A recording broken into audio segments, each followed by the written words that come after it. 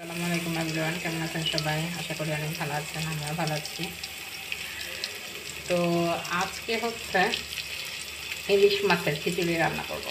খুব খেতে ইচ্ছা করতেছিল, যদিও আমি কখনো এটা রান্নাই করিনি, এই ফার্স্ট।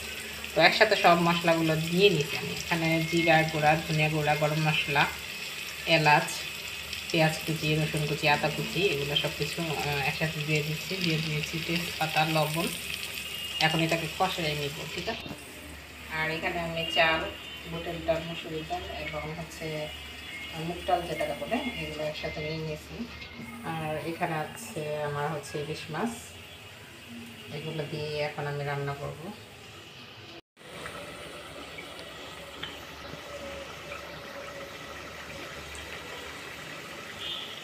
মশলা কষানো অলমোস্ট ডান। এরপর যে আমি দিয়ে দেবো চালগুলো।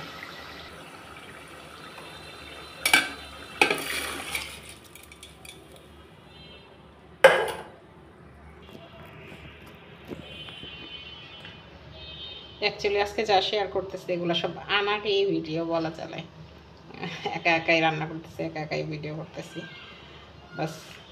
এখন যদি আমি জানি না আসলে ইলিশ মাছটা কখন দেওয়া উচিত ছিল, বাট একটু ব্যতিক্রমভাবে আজকে রান্না করি নিজের মতো করে, দেখা যাক কেমন হয়। মাছটাও দিয়ে দিব এই পর্যায়ে।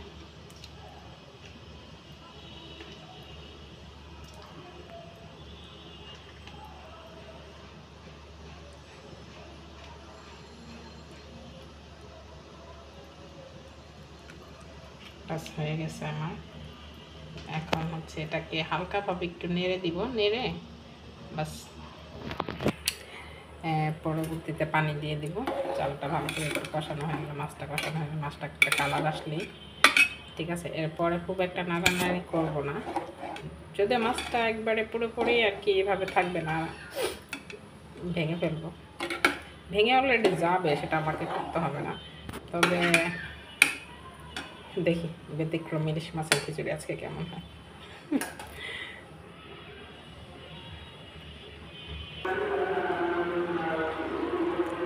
গাইস, এই তো হচ্ছে আমার খিচুড়ি, ইলিশ মাছের খিচুড়ি। এই যে মাছ, এখন একটাও ভাঙে নাই, কিছুই হয় নাই। আস্তে আস্তে যখন খিচুড়িটা ভালো হবে তখন আর কি ঠিক হয়ে যাবে।